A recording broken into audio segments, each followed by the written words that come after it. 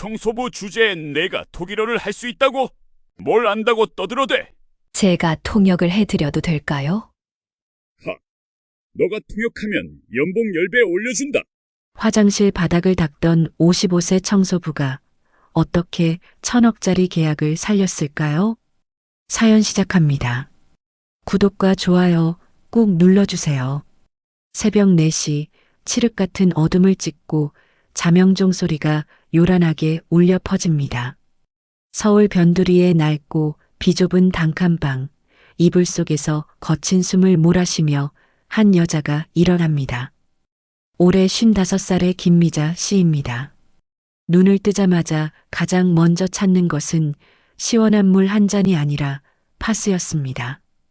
욱신거리는 무릎과 손목에 덕지덕지 파스를 붙이는 그녀의 손마디는 고된 노동으로 퉁퉁 부어 투박하기 그지없었죠. 습관처럼 뻣뻣한 관절을 두드리며 일어선 미자 씨는 벽에 걸린 잿빛 조끼를 입습니다. 가슴팍에 선명하게 박힌 태상건설 미화원이라는 글자. 그것이 지금 그녀의 신분이었습니다. 사실 미자 씨에게도 빛나던 시절이 있었습니다.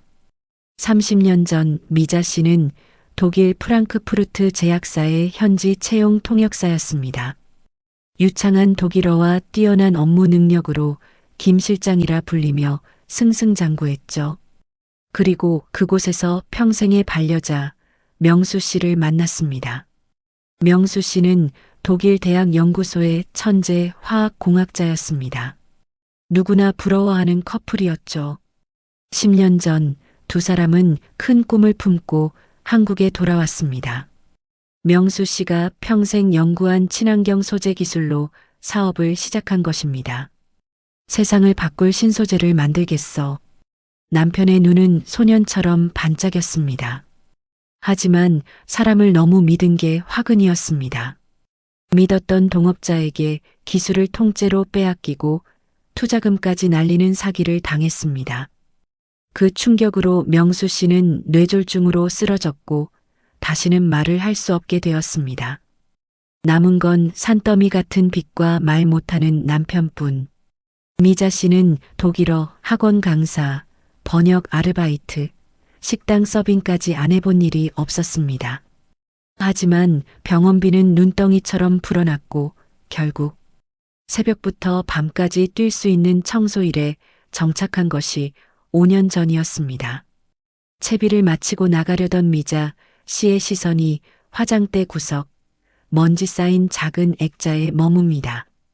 사진 속에는 세련된 정장을 입고 독일 프랑크푸르트 광장에서 환하게 웃고 있는 30년 전의 미자 씨가 있었습니다. 그때는 참 빛나던 사람이었는데 지금 거울 속에 비친 여자는 초라한 청소부일 뿐이네요. 미자 씨는 화려했던 과거가 보기 괴롭다는 듯 씁쓸한 표정으로 액자를 엎어버렸습니다. 옛날 생각해서 뭐해. 당장 오늘 밥벌이가 급한데. 미자 씨는 스스로를 다그치며 도망치듯 가방을 챙겨 차가운 새벽 공기 속으로 나섭니다.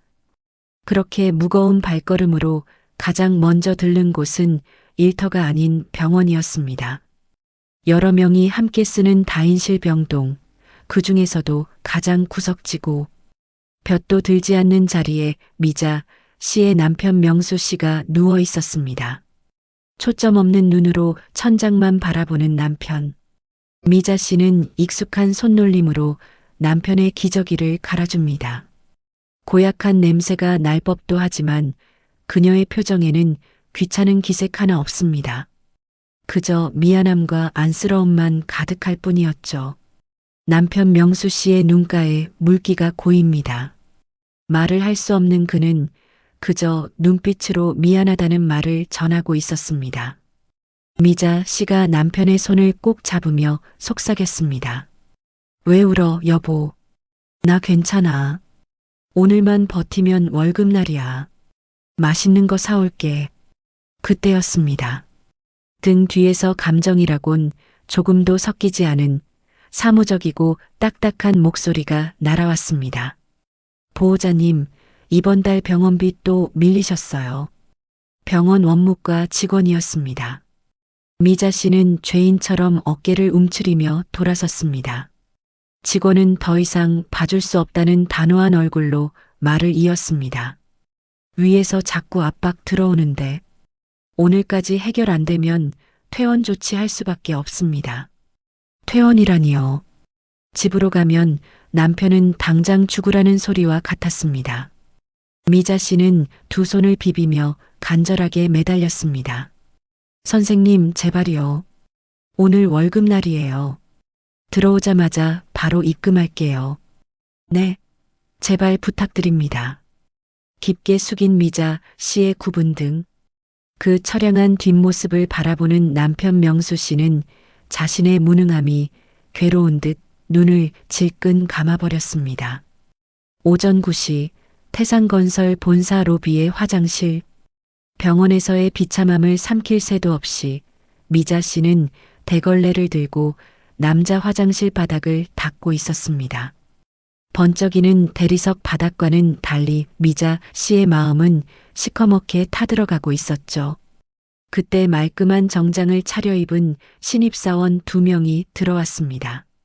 그들은 청소하고 있는 미자 씨가 보이지 않는다는 듯 투명 인간 취급하며 볼일을 보고 잡담을 나눕니다. 야, 오늘 독일 슈미트 그룹 온다며? 분위기 살벌하더라.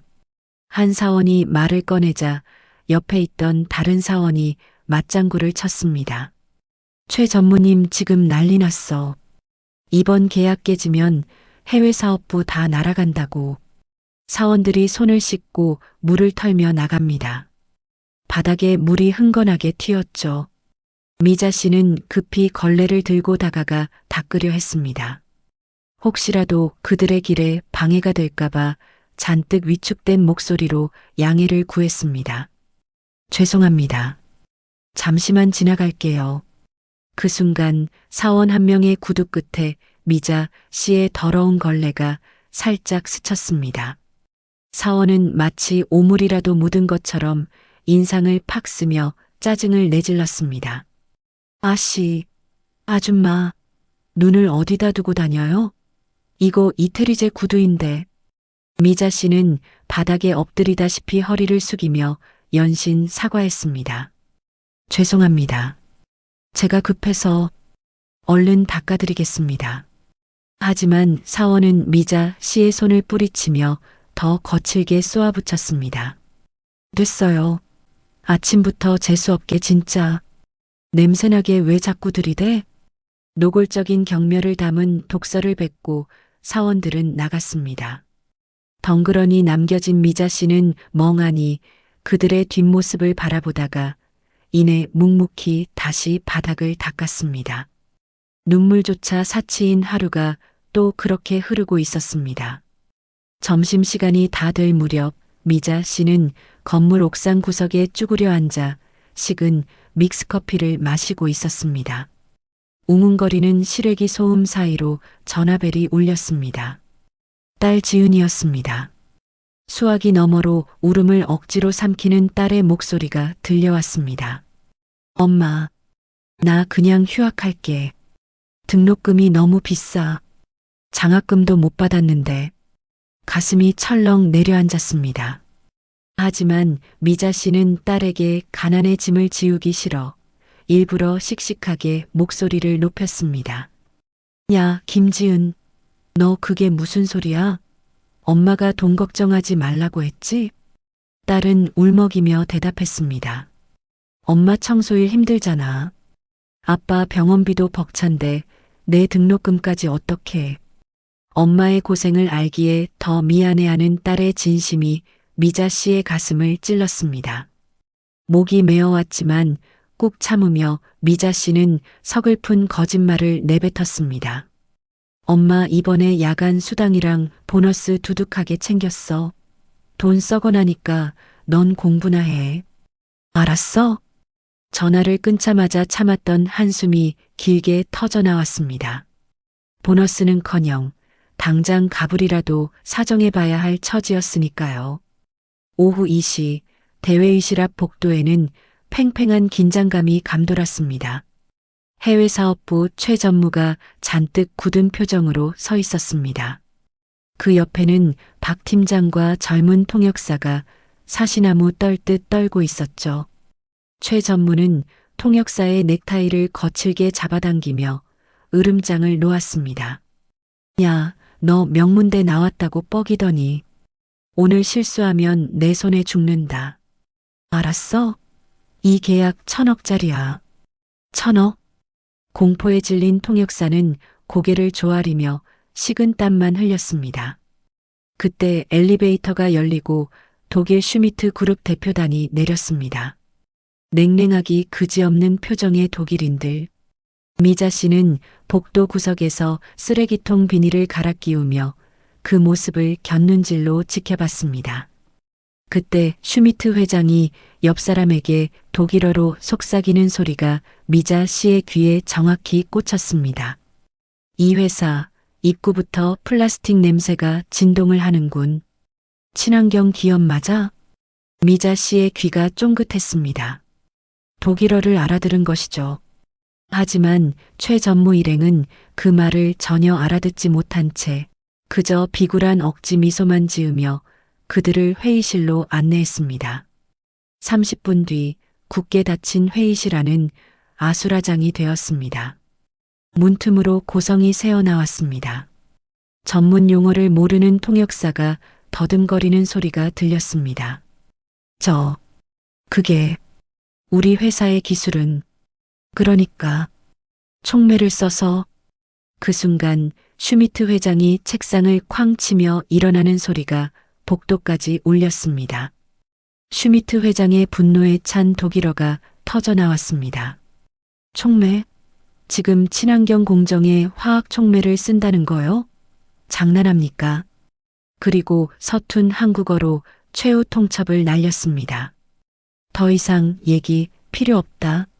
당신네 회사 기본이 안 됐다. 가자. 참을 수 없다는 듯 슈미트 회장이 자리를 박차고 일어났고 최 전무가 사색이 되어 슈미트의 바짓가랑이라도 잡을 기세로 매달렸습니다.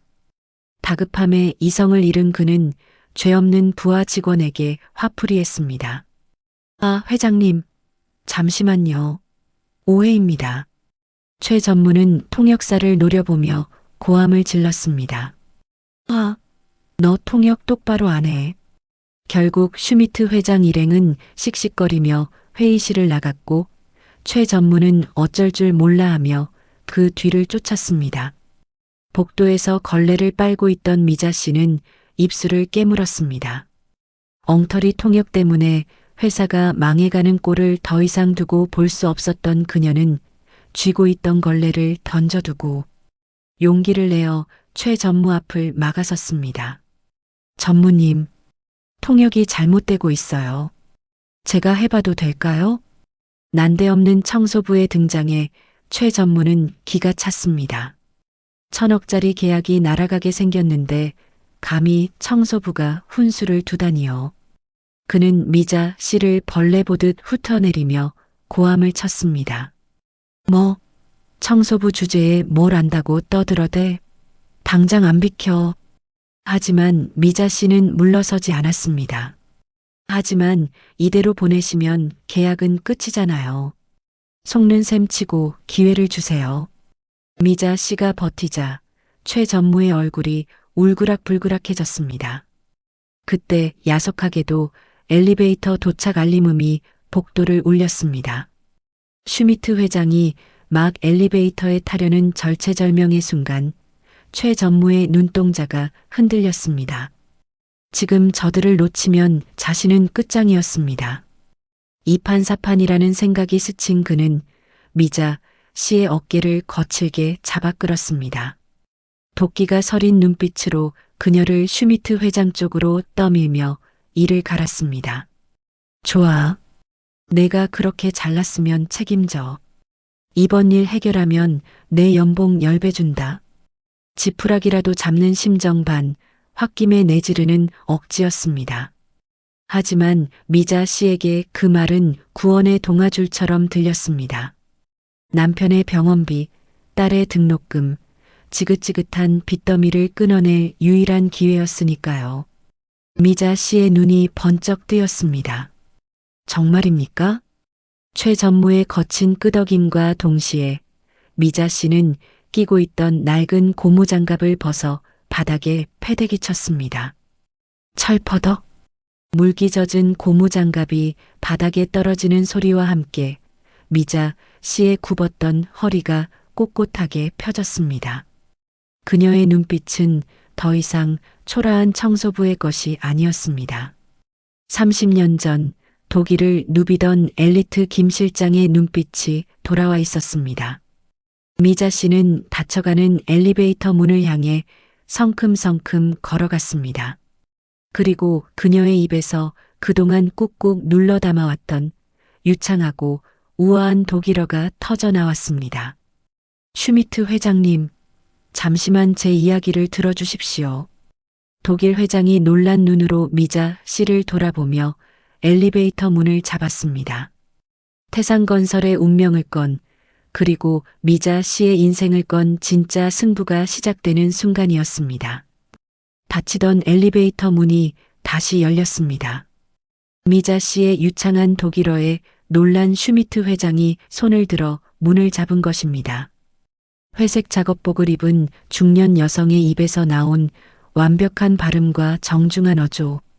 그것은 단순한 외국어 암기가 아니라 독일의 문화와 예절을 뼛속 깊이 이해한 사람만이 낼 수 있는 품격이었습니다. 슈미트 회장은 흥미롭다는 듯 눈을 가늘게 뜨고 미자 씨를 바라보았습니다. 뒤에서 지켜보던 최 전무와 박 팀장의 입이 떡 벌어졌습니다. 방금 전까지 바닥을 닦던 청소 아줌마가 맞나 싶을 정도로 미자 씨의 등은 꼿꼿했고 눈빛은 흔들림이 없었습니다. 미자 씨는 슈미트 회장의 눈을 피하지 않고 정중하게 말을 이었습니다. 회장님께서 불쾌해하신 건 통역 실수가 아닙니다. 바로 회의 테이블 위에 놓인 이 플라스틱 물병 때문이시죠? 전곡을 찔린 슈미트 회장의 눈썹이 꿈틀했습니다. 그동안 수많은 한국 기업을 만났지만 자신의 불편한 심기를 이토록 정확하게 꿰뚫어 본 사람은 없었기 때문입니다. 미자 씨는 기회를 놓치지 않고 고개를 깊이 숙이며 간청했습니다. 저희에게 딱 10분만 시간을 주십시오. 그 오해를 풀 기회를 드리고 싶습니다. 슈미트 회장은 잠시 침묵하더니 이내 굳게 담은 입술을 열고 짧게 답했습니다. 좋습니다. 딱 10분입니다. 다시 회의실로 돌아온 일행 사이에는 무거운 침묵이 흘렀습니다. 최 전무는 식은땀을 뻘뻘 흘리며 눈치를 살폈고 통역사는 구석에 찌그러져 있었습니다. 자리에 앉은 슈미트 회장이 날카롭게 지적했습니다. 친환경 플랜트를 짓겠다는 회사가 회의실에는 일회용 플라스틱 물병을 깔아놓다니 이런 위선적인 태도가 나는 싫소. 최 전무가 당황해서 어버버거리는 사이 미자 씨가 침착하게 나섰습니다. 사실 이 물병은 그냥 편의점에서 사온 싸구려 생수가 맞았습니다. 하지만 지금 사실대로 말하면 계약은 끝장이었습니다. 미자 씨의 머릿속에서 30년 전 독일에서 배웠던 위기 대처 능력이 빛을 발했습니다. 그녀는 물병을 들어 올리며 부드러운 미소를 지었습니다. 회장님, 오해하실 만합니다. 하지만 이건 일반 플라스틱이 아닙니다. 모두의 시선이 미자 씨의 손끝에 쏠렸습니다. 미자 씨는 천연덕스럽게 설명을 이어갔습니다. 이것은 저희 태상건설이 개발 중인 바이오 신소재 용기입니다. 겉보기엔 투명한 플라스틱 같지만 땅에 묻으면 100% 분해되어 흙으로 돌아갑니다. 마치 한국의 전통 그릇인 옹기가 숨을 쉬며 자연과 하나가 되듯 이 병도 자연의 섭리를 담고 있습니다. 미자 씨의 설명에는 독일인들이 사랑하는 철학과 자연주의가 담겨 있었습니다. 슈미트 회장의 표정이 순식간에 누그러졌습니다. 그는 안경을 고쳤으며 감탄 섞인 목소리로 말했습니다. 숨쉬는 그릇이라. 한국적인 철학이 담겨 있군요. 내가 겉모습만 보고 성급했습니다. 최 전무는 안도의 한숨을 내쉬며 가슴을 쓸어내렸습니다. 미자 씨의 기지가 벼랑 끝에 몰린 회사를 구한 것입니다. 오해가 풀리자 본격적인 기술 협상이 시작되었습니다. 이제부터는 진짜 실력이 필요한 순간이었습니다. 미자 씨는 이전 통역사가 망쳐놓았던 부분부터 다시 잡았습니다. 저희 공정의 핵심은 화학적 촉매가 아닙니다. 자연의 흐름을 이용한 순환 공정입니다. 에너지를 강제로 주입하는 게 아니라 폐열을 다시 회수하여. 미자 씨의 입에서 쏟아지는 전문 용어들은 막힘이 없었습니다. 단순한 단어의 나열이 아니었습니다. 그녀는 공학적 지식에 독일식 비즈니스 화법을 섞어 슈미트 회장이 듣고 싶어하는 핵심만을 정확하게 전달했습니다. 슈미트 회장은 연신 고개를 끄덕이며 감탄했습니다. 놀랍군요. 통역사가 아니라 마치 우리 기술팀장과 대화하는 기분입니다. 당신, 대체 정체가 뭡니까? 미자 씨는 그저 엷은 미소로 답할 뿐이었습니다. 1,000억 원이 오가는 살얼음판 같은 협상 테이블. 그곳을 지휘하는 건 명문대 출신 임원도 유학파 직원도 아닌 낡은 조끼를 입은 청소부 미자 씨였습니다. 최 전무는 그 모습을 보며 묘한 열등감과 질투를 느꼈지만 지금은 미자 씨에게 매달릴 수밖에 없었습니다. 오후 3시 30분 마침내 계약서에 도장이 찍혔습니다. 1,000억 원짜리 대형 계약이 성사된 것입니다. 슈미트 회장은 자리에서 일어나 최 전무에게 악수를 청했습니다. 그리고 양복 안주머니에서 무언가를 꺼냈습니다. 세월의 때가 묻어 반질반질해진 낡은 가죽 수첩이었습니다. 최 전무, 이건 우리 회사의 정신이자 내 40년 연구 기록이 담긴 수첩입니다. 파트너가 된 기념으로 당신에게 드리고 싶군요. 슈미트 회장은 가장 소중한 것을 건넨다는 표정으로 수첩을 내밀었습니다. 하지만 최 전무의 표정은 순간 일그러졌습니다. 번쩍이는 명품 시계나 만년필을 기대했던 그는 곰팡내. 나는 낡은 가죽 덩어리를 보자마자 불쾌함이 치밀어 올랐던 것입니다. 최 전무는 억지 웃음을 지으며 손가락 끝으로 수첩을 집어들었습니다. 마치 더러운 오물을 만지는 듯한 손길이었습니다. 이런 귀한 걸. 감사합니다. 그는 받자마자 수첩을 대충 테이블 구석에 툭 던져두었습니다. 하지만 그 모습을 지켜보던 미자 씨의 눈빛은 달랐습니다. 그녀는 독일 문화에 정통한 사람이었습니다. 독일인이 자신의 손때 묻은 기록물을 남에게 준다는 것. 그것은 자신의 영혼을 나누어 준다는 최상의 경의 표현임을 미자 씨는 알고 있었습니다. 저 귀한 걸 주인 잘못 만나 홀대받는구나. 미자 씨는 안타까운 눈으로 수첩을 바라보았습니다. 하지만 그것이 곧 자신에게 올 운명이라는 것은 꿈에도 모른 채 말이죠. 오후 4시 독일 대표단이 떠나자마자 회사 로비의 공기는 차갑게 식었습니다. 엘리베이터 문이 닫히자 최 전무는 언제 그랬냐는 듯 거만한 표정으로 돌아왔습니다. 그는 넥타이를 느슨하게 풀며 미자 씨를 삐딱하게 쳐다보았습니다. 미자 씨는 떨리는 마음을 진정시키며 최 전무 앞에 섰습니다. 전무님, 약속 지키시는 거죠? 계약 성사시키면 정직원 채용에 연봉 10배 주신다고. 미자 씨의 물음에 최 전무가 피식 웃음을 터뜨렸습니다. 그는 미자 씨의 어깨를 툭툭 치며 능글맞게 대답했습니다. 당연하지. 우리 태상건설이 무슨 구멍가게야? 내가 한 입으로 두말하는 사람처럼 보여?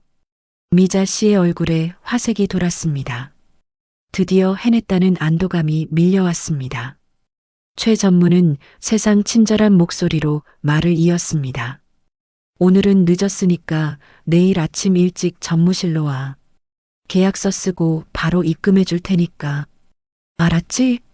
미자 씨는 허리를 90도로 숙이며 인사했습니다. 감사합니다.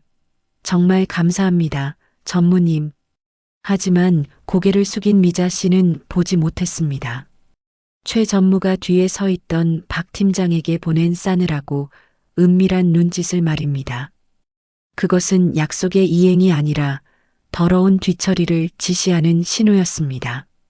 오후 6시 퇴근길의 재래시장. 미자 씨의 발걸음은 춤을 추듯 가벼웠습니다.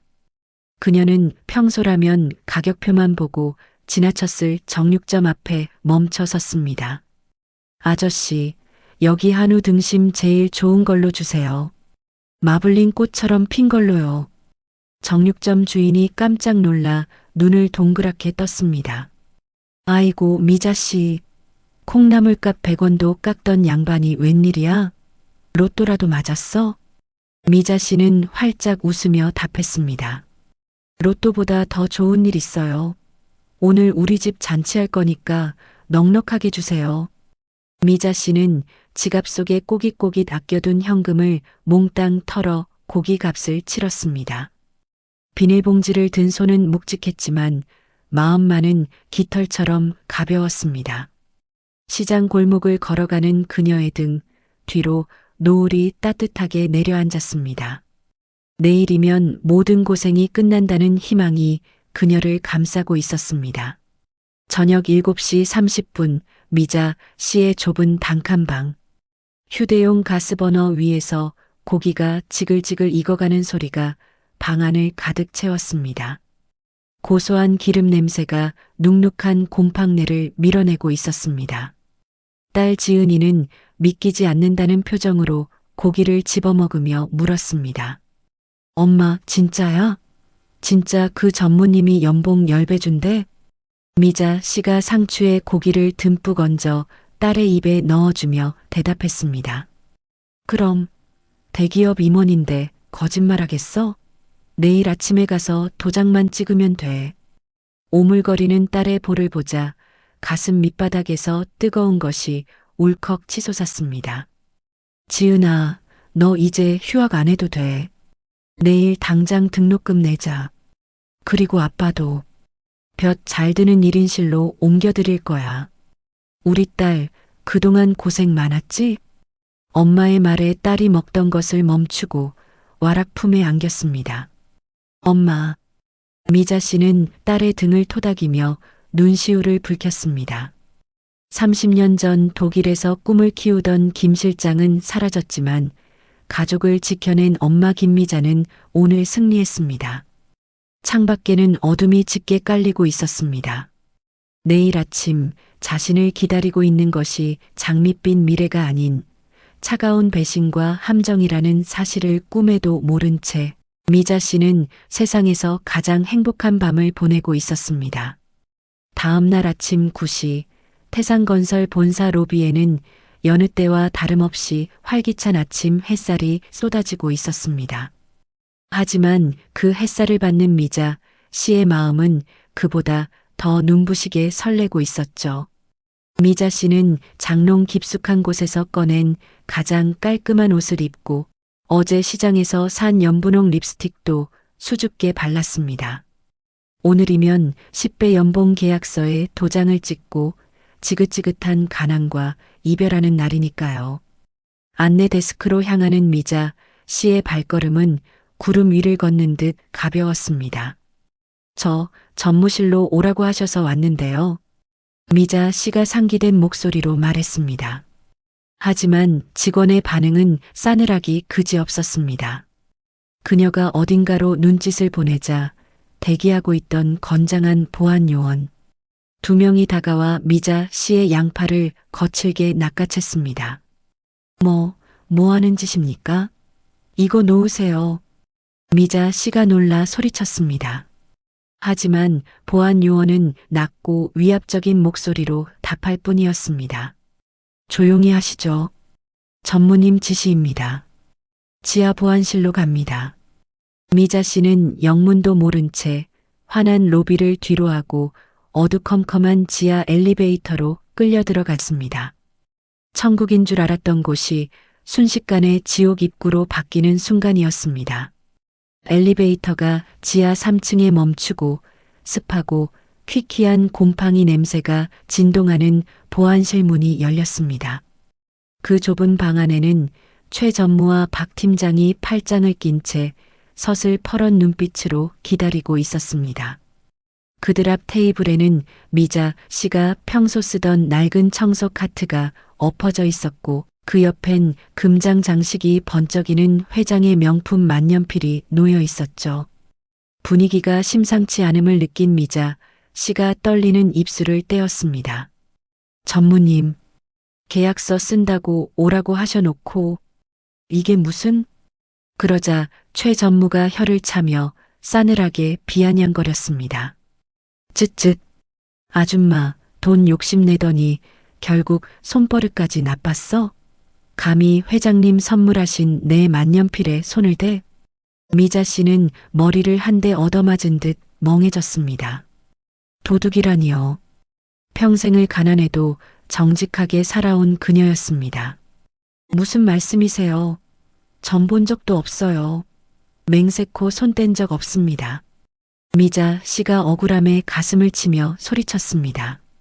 하지만 옆에 있던 박 팀장이 노트북 화면을 돌려 보이며 그녀의 말을 싹둑 잘랐습니다.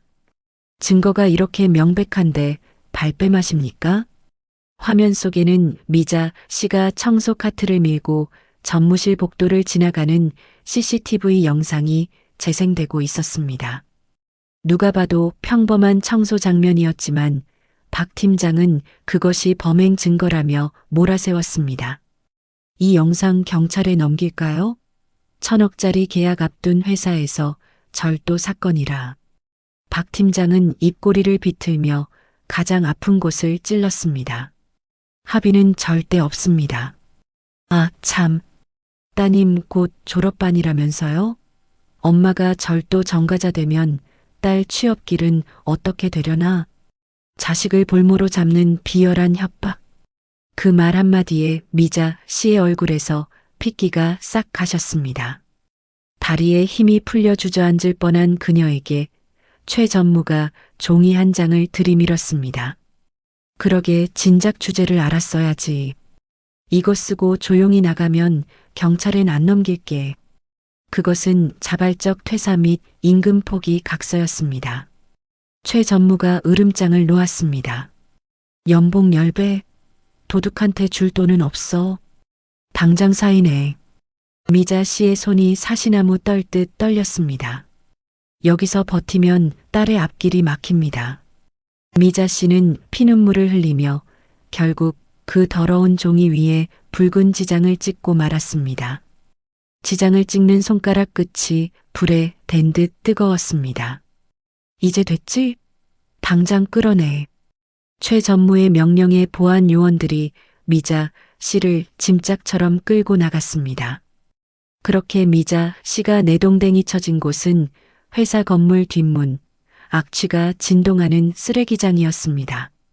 철문이 쾅 닫히고 미자 씨는 흙바닥에 나뒹굴었습니다. 어제까지만 해도 구세주라며 치켜세우던 사람들이 오늘은 그녀를 쓰레기 취급하며 버린 것입니다. 바닥에 주저앉아 하염없이 눈물을 흘리고 있을 때였습니다. 끼익하고 철문이 다시 열리더니 최 전무가 담배를 입에 물고 느긋하게 걸어 나왔습니다. 그는 주머니에서 무언가를 꺼내 만지작거렸습니다. 어제 슈미트 회장이 선물로 준 그 낡은 가죽 수첩이었습니다. 최 전무는 수첩 냄새를 맡더니 인상을 팍 구기며 혼잣말을 뱉었습니다. A씨 냄새나. 글로벌 회장이라면서 뭔 곰팡이 핀 가죽 쪼가리를 선물이라고 줘? 독일놈들 지독하게 구두쇠네. 그리고는 미자 씨와 눈이 마주치자 비릿한 웃음을 흘리며 말했습니다. 아직 안 갔어? 잘 됐네. 이거 내가 가져라. 최 전무는 미자 씨가 보는 앞에서 수첩을 재활용 종이 쓰레기통 속에 툭 던져버렸습니다. 그리고 바닥에 침을 한번 뱉으며 비웃었습니다. 쓰레기는 쓰레기끼리 놀아야지. 즉, 최 전무는 미련 없다는 듯 건물 안으로 사라졌습니다. 다시 정막이 감도는 쓰레기장에는 빗방울이 하나둘 떨어지기 시작했습니다. 미자 씨는 홀린 듯 일어나 쓰레기통 앞으로 다가갔습니다. 각종 폐지와 박스 틈에 처박힌 낡은 수첩. 그 순간 아직 건강하던 시절 남편의 목소리가 귓가를 스쳤습니다. 서재에서 책을 정리하던 명수 씨가 말했었죠. 여보, 독일 사람들은 새 물건보다 손때 묻은 물건을 더 귀하게 여겨. 자기 역사가 담긴 거니까. 그걸 남에게 준다는 건 영혼을 나눠준다는 뜻이야. 미자 씨의 눈빛이 흔들렸습니다. 최 전무 눈에는 쓰레기로 보였던 저것이 미자 씨의 눈에는 다르게 보였습니다. 그녀는 떨리는 손을 뻗어 쓰레기통을 뒤졌습니다. 그리고 마침내 수첩을 꺼내 들었습니다. 옷소매로 수첩에 묻은 먼지를 닦아내자 오래된 가죽 특유의 은은한 향기가 피어올랐습니다. 무식한 놈. 이게 돈보다 비싼 세월인 줄도 모르고. 미자 씨는 최 전무가 사라진 문을 노려보며 씹어뱉듯 중얼거렸습니다. 그녀는 젖지 않게 수첩을 품속 깊이 안았습니다. 그것이 자신을 구원할 유일한 무기임을 직감한 것입니다. 한바탕 비를 맞으며 미자 씨가 집에 도착했을 때는 이미 정오가 지나 있었습니다. 흠뻑 젖은 생쥐꼴로 문을 열자 학교 갈 준비를 하던 딸 지은이가 깜짝 놀라 달려 나왔습니다. 엄마, 왜 벌써 와? 옷은 왜 다 젖었어? 계약금은 받았어? 딸의 쏟아지는 질문에 미자 씨의 가슴이 미어졌습니다. 하지만 차마 도둑 누명을 쓰고 해고당했다는 말은 할 수 없었습니다. 미자 씨는 억지로 입꼬리를 올리며 떨리는 목소리로 거짓말을 했습니다. 그게 회계 처리가 늦어진대. 며칠 걸린다고 일단 집에 가서 쉬라네. 딸이 의심스러운 눈으로 물었습니다. 정말 확실한 거지? 미자 씨는 딸의 눈을 피하며 황급히 이불 속으로 들어갔습니다. 엄마 좀 피곤해서 잘게. 학교 다녀와. 딸이 문을 닫고 나가는 소리가 들리자마자 미자 씨는 이불을 뒤집어 쓰고 소리 죽여 오열했습니다. 억울해서 너무나 분해서 가슴을 치고 또 쳤습니다.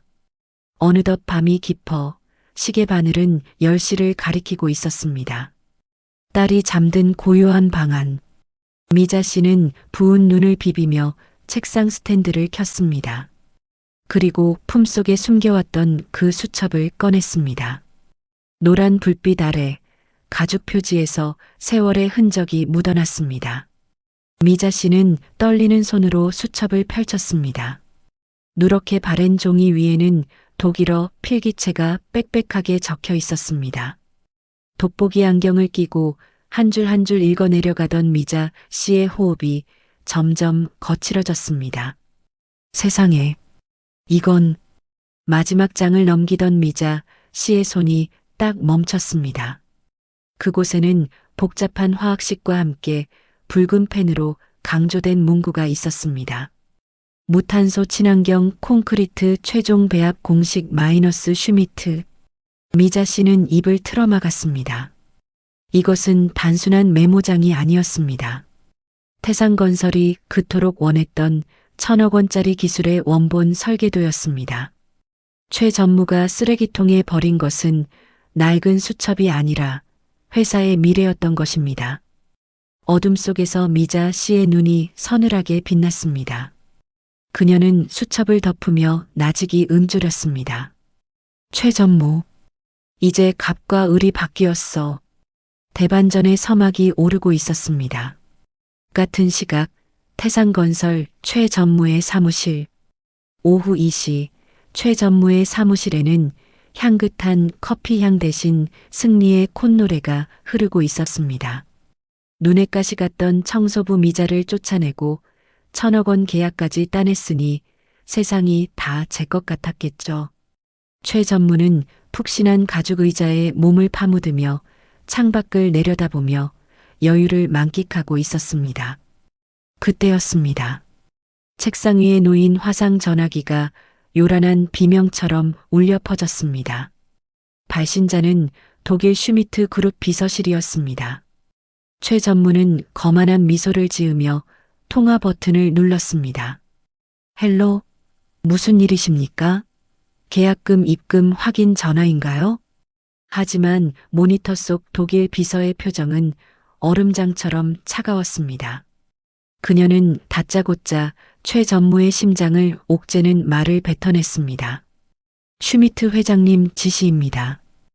회장님이 선물하신 수첩 5페이지를 펴보세요. 거기 적힌 친환경 배합 비율 그대로 샘플을 만들어 내일 아침까지 항공편으로 보내십시오. 최 전무의 손에서 커피잔이 덜그럭거리며 흔들렸습니다. 그가 당황하며 되물었습니다. 네, 배합. 비율이요? 아니, 계약서에 다 있는 내용 아닙니까? 독일 비서가 냉정하게 대답했습니다. 계약서엔 이론만 있습니다. 핵심 기술은 오직 그 수첩에만 적혀 있죠. 만약 내일 아침까지 샘플이 도착하지 않으면 이 계약은 즉시 파기입니다. 회장님은 파트너의 기술 이해도를 시험하고 계십니다. 뚝! 매정한 끊김 소리와 함께 화면이 꺼졌습니다. 사무실에는 숨막히는 정막만이 감돌았습니다. 최 전무의 얼굴은 순식간에 하얗게 질려버렸습니다. 등줄기에서 식은 땀이 비 오듯 쏟아졌습니다. 자신이 어제 쓰레기통에 처박아 버린 그 낡은 가죽 덩어리가 단순한 수첩이 아니라 1,000억 원짜리 기술 설계도였다니요. 최 전무는 넥타이를 거칠게 풀어헤치며 비명을 질렀습니다. 박 팀장 어디 갔어? 당장 들어오라고 해. 그로부터 30분 뒤 최 전무는 도살장에 끌려온 소처럼 회장실 문 앞에 섰습니다. 소식을 전해 들은 태산건설의 창업주 강 회장이 그를 호출한 것입니다. 문을 열고 들어가자 칠순의 노구에도 형형한 눈빛을 가진 강 회장이 지팡이를 짚고 서 있었습니다. 독일 쪽에서 샘플 독촉이 왔다며? 자네가 받은 그 수첩 지금 당장 가져오게. 내 눈으로 직접 확인해야겠어. 강 회장의 낮고 굵은 목소리가 최 전무의 고막을 때렸습니다. 최 전무는 마른 침을 꿀꺽 삼켰습니다. 입안이 바싹 타들어갔습니다. 지금 사실대로 버렸다고 말했다가는 그 자리에서 해고는커녕 뼈도 못 추릴 게 뻔했습니다. 최 전무는 덜덜 떨리는 손을 뒤로 감추며 뻔뻔한 거짓말을 내뱉었습니다. 아, 그게 워낙 중요한 물건이라 제가 지하보안 금고에 넣어뒀습니다. 그런데 금고 담당자가 오늘 조퇴를 해서 열쇠가 없습니다. 강 회장이 버럭 화를 냈습니다. 뭐야? 담당자를 다시 부르면 될 거 아닌가? 최 전무는 털썩 무릎이라도 꿇을 뻔했습니다. 그는 필사적으로 머리를 굴렸습니다. 지금 시골 내려가는 중이라 내일 아침 일찍 제가 출근하자마자 수첩부터 가져오겠습니다. 걱정 마십시오, 회장님. 강 회장은 의심스러운 눈초리로 최 전무를 쏘아보았지만 설마 임원이 회장이 준 선물을 버렸을 거라고는 상상도 못했기에 손을 휘저었습니다. 알았으니 나가봐. 내일 아침 수첩이 내 책상 위에 없으면 자네 책상도 없을 줄 알아. 회장실을 빠져나온 최 전무는 곧장 회사 뒷마당으로 내달렸습니다. 오후 3시에 뜨거운 햇살 아래 수백만 원짜리 명품 양복을 입은 최 전무와 박 팀장이 악취가 진동하는 쓰레기장 앞에 섰습니다. 파리떼가 윙윙거리며 날아다니고 바닥에는 썩은 음식물 국물이 흥건했습니다. 하지만 체면을 따질 때가 아니었습니다. 찾아. 무조건 찾아내. 그거 못 찾으면 우리 둘 다 죽는 거야. 최 전무가 고래고래 소리를 지르며 쓰레기 봉투를 찢기 시작했습니다. 박 팀장도 울상을 지으며 음식물 쓰레기통을 뒤엎었습니다. 한참을 뒤지던 박 팀장이 절망적인 목소리로 외쳤습니다. 전무님, 여기 없는 것 같습니다. 아침에 청소차가 한번 싹 쓸어가서. 최 전무가 미친 듯이 소리쳤습니다. 시끄러워. 바닥 틈새까지 다 뒤져. 쥐구멍이라도 파보란 말이야. 지나가던 직원들이 코를 막으며 수군거렸습니다.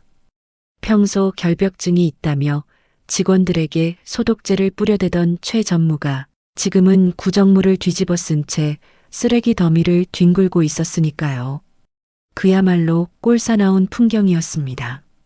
하지만 아무리 뒤져도 낡은 가죽 수첩은 보이지 않았습니다.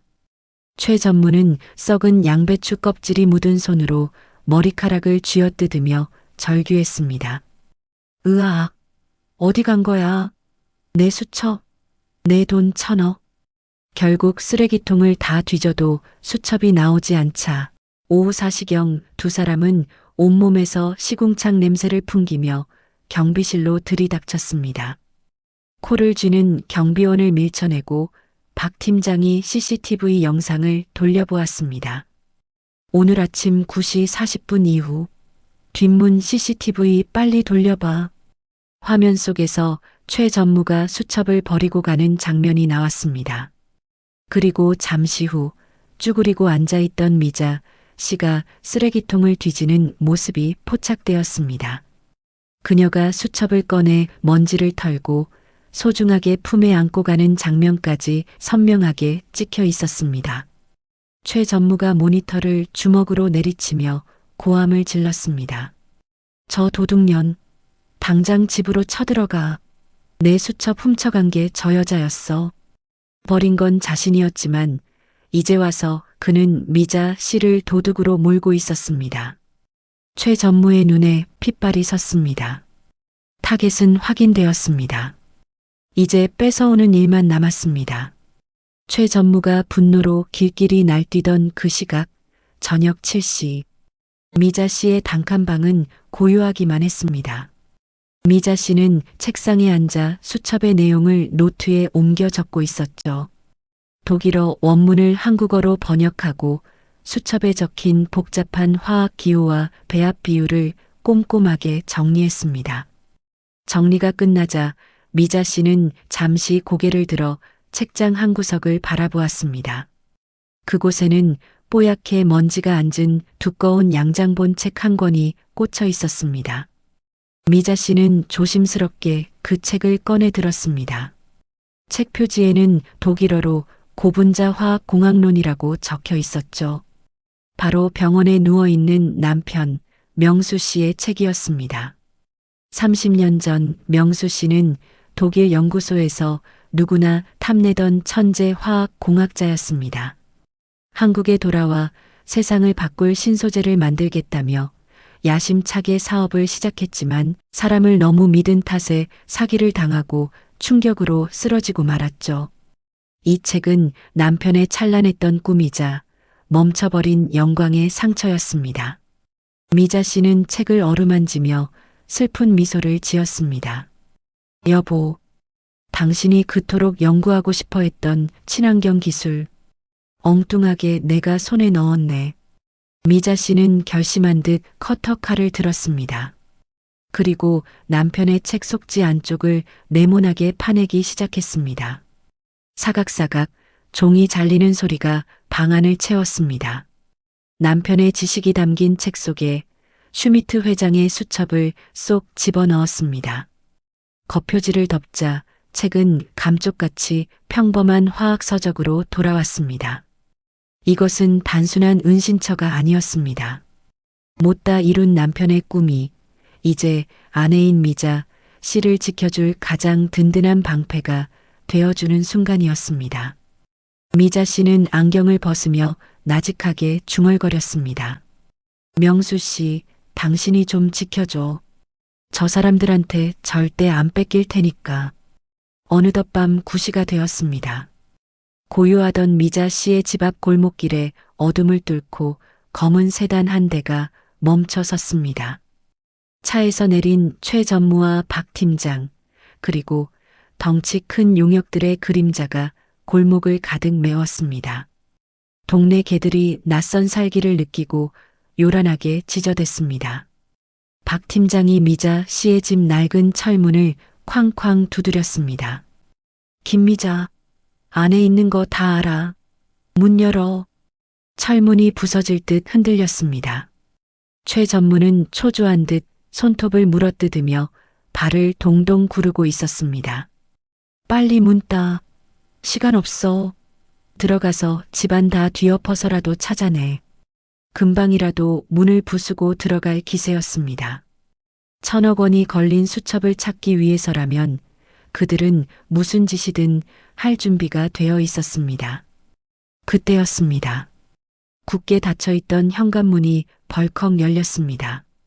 최 전무는 당연히 미자 씨가 겁에 질려 벌벌 떨고 있을 거라 생각했습니다. 하지만 문 앞에 선 미자 씨의 모습은 예상과 전혀 달랐습니다. 그녀는 팔짱을 낀 채 아주 차갑고 서늘한 눈빛으로 그들을 내려다보고 있었습니다. 최 전무가 당황하여 삿대질을 하며 소리쳤습니다. 아, 내 수첩 내놔. 내가 훔쳐간 거 다 알고 왔어. 그러자 미자 씨가 피식 헛웃음을 터뜨렸습니다. 그녀는 천천히 입을 열어 최 전무의 폐부를 찌르는 한마디를 던졌습니다. 쓰레기통에 버릴 땐 언제고 이제 와서 찾으세요? 아쉬운 사람이 예의가 없네. 갑과 을이 뒤바뀌는 순간 미자 씨의 당당한 목소리가 밤하늘에 울려 퍼졌습니다. 아쉬운 사람이 예의가 없네. 미자 씨의 서늘한 한마디에 최 전무의 얼굴이 시뻘겋게 달아올랐습니다. 감히 청소부 주제에 임원을 가르치려 들다니요. 모욕감을 참지 못한 최 전무가 턱짓을 하자 뒤에 서 있던 덩치 큰 용역들이 우르르 미자 씨를 향해 달려들었습니다. 좁은 현관이 순식간에 검은 그림자들로 꽉 찼고 공기는 흉흉한 살기로 뒤덮였습니다. 그때였습니다. 미자 씨가 등 뒤에서 무언가를 쓱 꺼내 들었습니다. 신호통과 라이터였습니다. 치익 마이너스 하는 소리와 함께 라이터 불꽃이 어둠 속에서 춤을 추자 달려들던 용역들이 기겁하며 뒷걸음질 쳤습니다. 미자 씨의 눈은 불꽃보다 더 뜨겁게 이글거리고 있었습니다. 들어오기만 해. 이 신호 수첩에 확 부어버리고 다 같이 죽는 거야. 그것은 빈말이 아닌 것처럼 보였습니다. 더 이상 잃을 게 없는 사람만이 보여줄 수 있는 섬뜩한 도끼였죠. 당황한 최 전무가 다급하게 손을 저으며 소리쳤습니다. 야야, 멈춰. 다들 뒤로 물러나. 수첩이 타버리면 1,000억 원도 자신의 목숨줄도 함께 타버리는 셈이었으니까요. 최 전무는 이를 갈며 용역들을 골목 밖으로 물렸습니다. 그때 최 전무 뒤에 있던 용역 하나가 희죽 웃으며 한 발짝 다가왔습니다. 뭘 태워? 그거 빈통이잖아. 미자 씨의 심장이 철렁 내려앉았습니다. 들켰다. 신호통은 위험용으로 들고 나온 빈 깡통이었습니다. 용역이 손을 뻗어 미자 씨의 손목을 잡으려는 찰나 마이너스. 멈춰. 낮지만 단호한 목소리가 울렸습니다. 박 팀장이었습니다. 그는 용역의 팔을 잡아 세우며 말했습니다. 전무님, 수첩 태우는 건 허세일 수 있어도 이 내용이 저 여자 머릿속에 있는 건 사실입니다. 태워봤자 소용없어요. 최 전무의 눈이 흔들렸습니다. 박 팀장의 말이 맞았습니다. 미자 씨는 이미 수첩을 다 읽었고 그 지식은 어떤 불로도 태울 수 없었습니다. 최 전무는 억지로 입꼬리를 비틀어 올리며 비굴한 미소를 지었습니다. 아이고, 김 여사님. 왜 이렇게 살벌하게 나오십니까? 우리끼리 조용히 대화로 합시다. 네. 잠시 후 미자 씨의 좁은 단칸방에는 숨막히는 침묵만이 흘렀습니다. 방 한가운데 앉은 최 전무는 눅눅한 장판 바닥이 불쾌한지 연신 엉덩이를 들썩거렸습니다. 그는 양복 안주머니에서 두툼한 봉투 하나를 꺼내 미자 씨 앞에 툭 던졌습니다. 봉투 입구가 벌어지며 고액권 수표 다발이 빼꼼히 모습을 드러냈습니다. 자, 여기 5억이야. 평생 청소해도 못 만질 돈이지?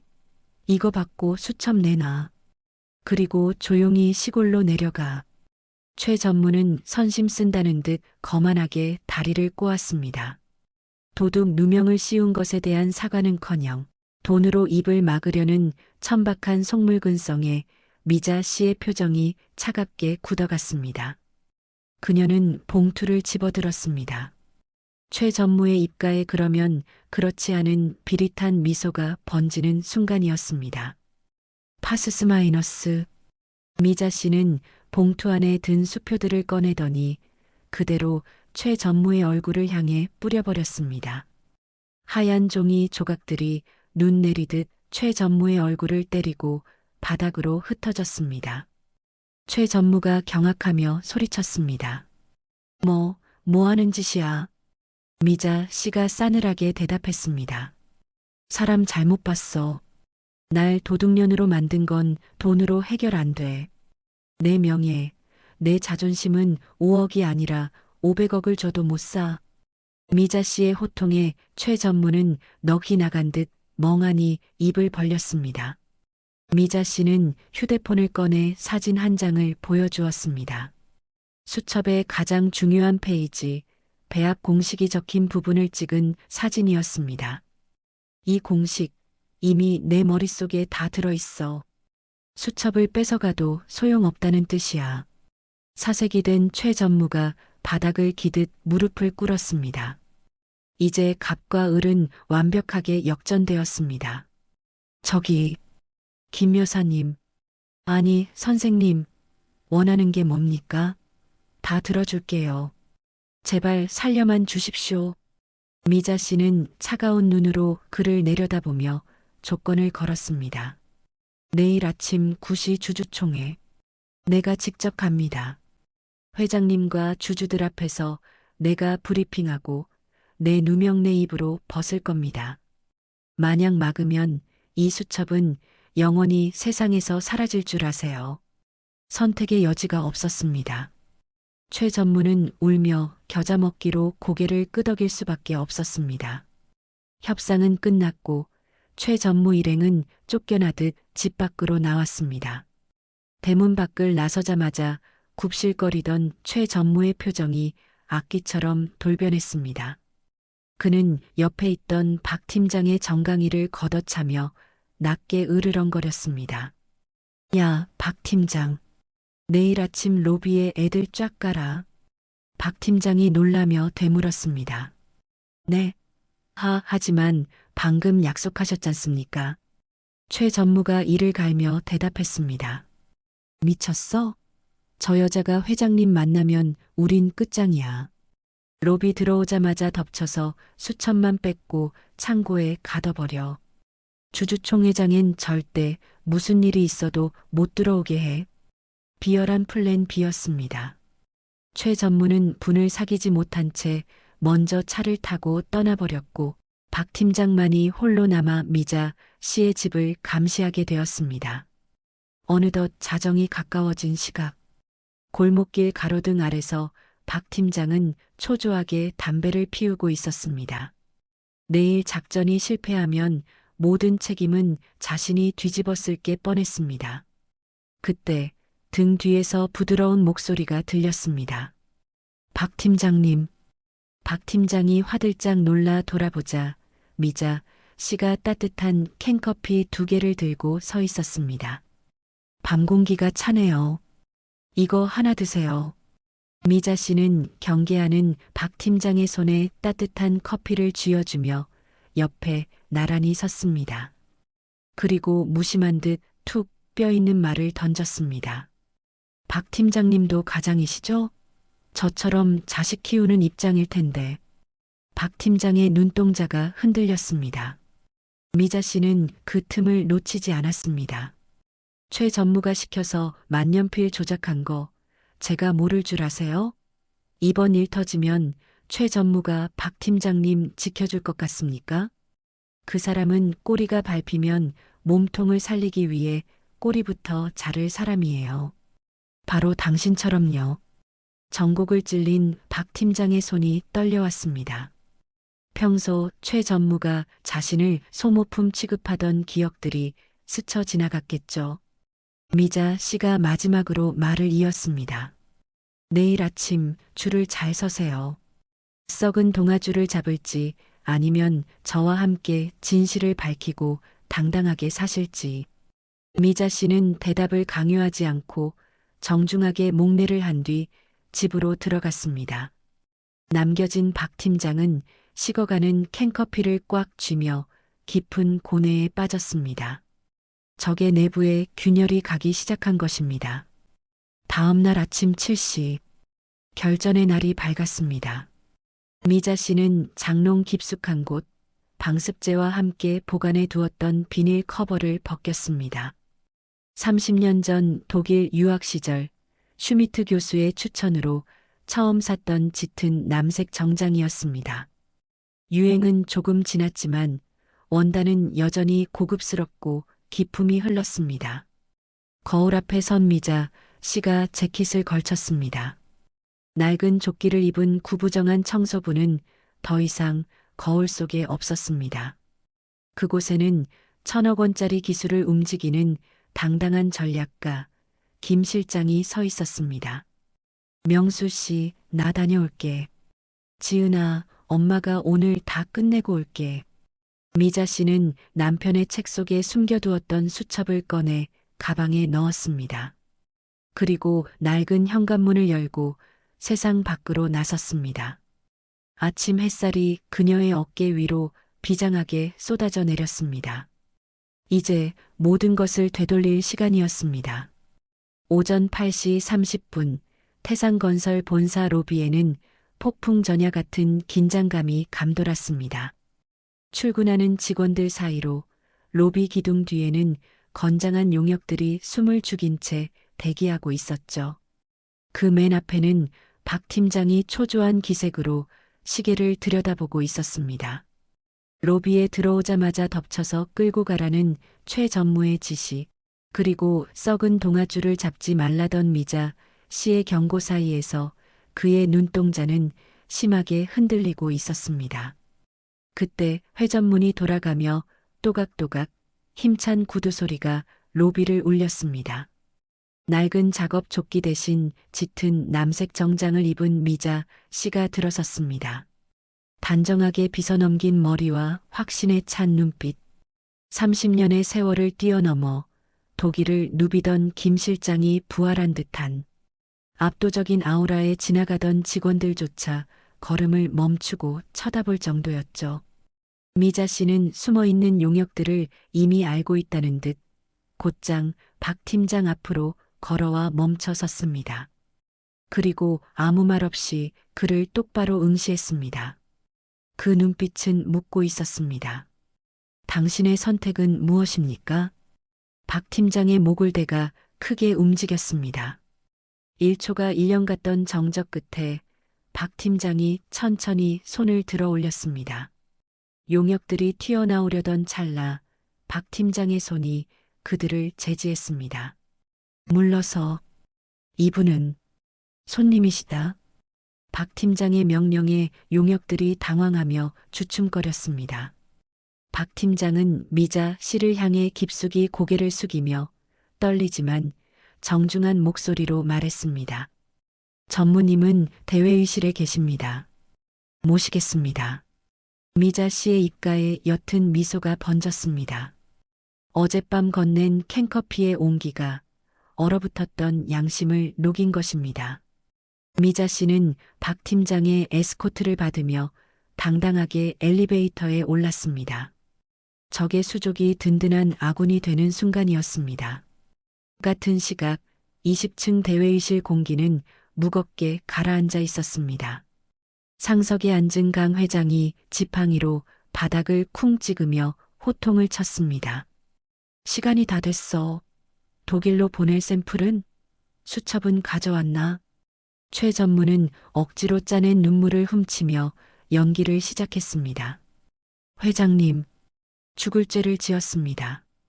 제가 금고에서 수첩을 꺼내오는데 그 청소 용역 김미자라는 여자가 훔쳐 달아났습니다.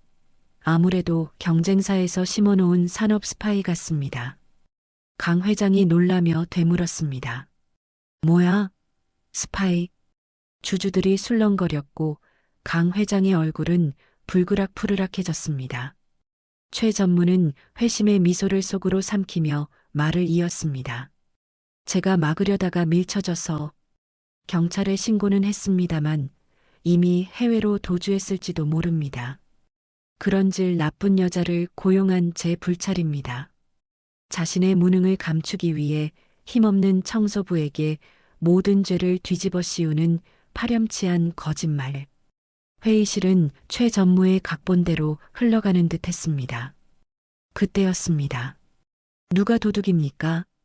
천둥 같은 호통과 함께 굳게 닫혀있던 회의실 문이 쾅 열렸습니다. 모두의 시선이 문 쪽으로 쏠렸습니다. 그곳에 미자 씨가 서 있었습니다. 당황한 최 전무가 자리에서 벌떡 일어나 삿대질을 했습니다. 저 여자입니다. 저 여자가 수첩을 훔친 도둑년입니다. 경비, 뭐해? 당장 끌어내. 하지만 아무도 움직이지 않았습니다. 미자 씨의 뒤에는 박 팀장이 굳건하게 버티고 서서 문을 잠가버렸기 때문이죠. 미자 씨는 성큼성큼 강 회장 앞으로 걸어나갔습니다. 그리고 품에서 꺼낸 가죽 수첩과 밤새 정리한 번역 보고서를 회의 테이블 위에 탁 내려놓았습니다.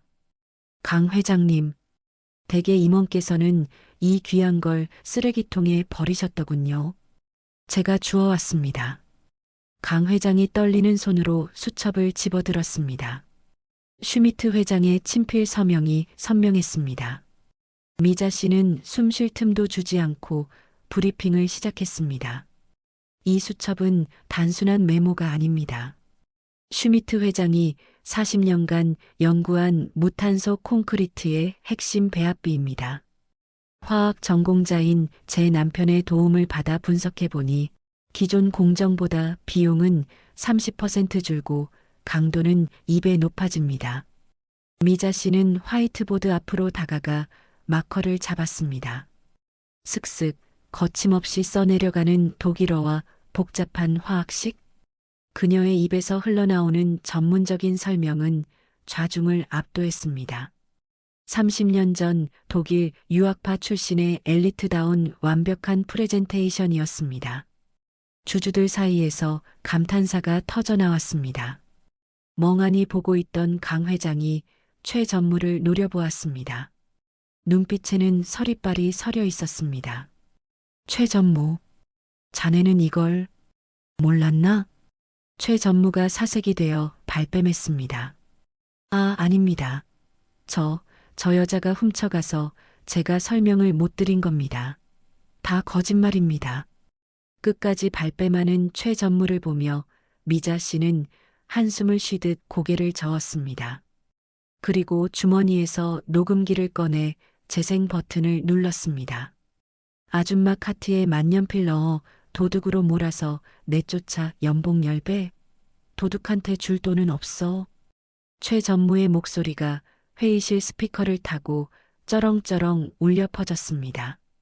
정막이 흘렀습니다. 결정타를 날리기 위해 박 팀장이 한 발짝 앞으로 나섰습니다. 회장님, 전무님이 시켰습니다. 수첩을 버린 것도 김미자 씨에게 누명을 씌운 것도 전부 최 전무님 지시였습니다.